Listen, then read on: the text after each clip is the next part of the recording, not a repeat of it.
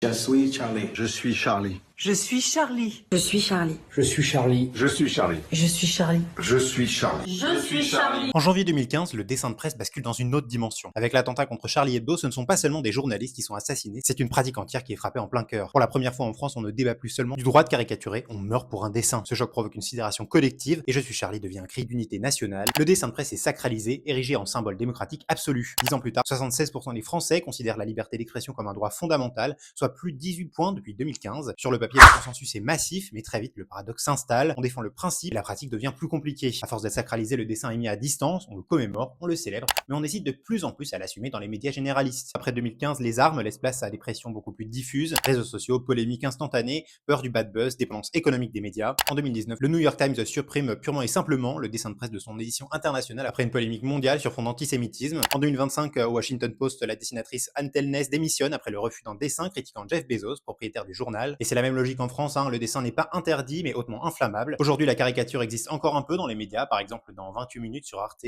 dans quelques journaux de presse écrite, de l'opinion à Libé et sur les réseaux sociaux, mais la caricature a perdu de sa centralité, elle ne structure plus le commentaire quotidien de l'actualité comme elle pouvait le faire avant. Un bon exemple de ça, c'est l'arrivée de Coco à Libération. En interne, certains journalistes dénoncent des dessins jugés problématiques, mais le débat est rapidement verrouillé par la direction. Coco, elle incarne Charlie, les morts, l'attentat. La critiquer devient presque impossible sans être soupçonné de s'attaquer à la liberté d'expression elle-même. Ce débat, on le retrouve presque à l'identique dans l'affaire Guillaume Meurice à France Inter. Dans les deux cas, la question n'est pas seulement de ce qui a été dit ou dessiné, mais ce que l'humour est censé représenter, c'est-à-dire un espace intouchable ou un espace discutable. Et pour Meurice, la fracture elle est nette. Au sein même de son équipe, un débat surgit après la polémique. Faut-il s'excuser ou non? Lui refuse, il est écarté, une partie de son équipe démissionne avec lui et d'autres figures se désolidarisent pendant que d'autres encore font tampon, comme Charlie Vanhoenacker. Ce moment cristallise une ligne de fracture profonde entre celles et ceux qui voient dans l'excuse une capitulation et celles et ceux qui pensent que l'humour n'échappe pas à un contexte. Et attention, il s'agit pas de dire qui a raison ou tort, ni d'exiger que l'humour choque ou ménage, il s'agit de constater que transformer la satire en objet sacré ou en faute morale empêche tout débat et ne profite qu'aux puissants et aux directions. Or ce vide critique il laisse un terrain politique béant, un terrain que l'extrême droite occupe de plus en plus efficacement. Comme le résume Charline Vanhoenacker, on est passé de Je suis Charlie à Je suis Charlie Kirk dans les médias, à l'extrême droite et sur des chaînes comme CNews, on se pose en défenseur absolu de la liberté d'expression tout en pratiquant dans les faits une forme de macartisme, jusqu'à en arriver à la situation absurde de ces derniers jours où un journaliste, en l'occurrence Thomas Legrand, est auditionné en commission d'enquête parlementaire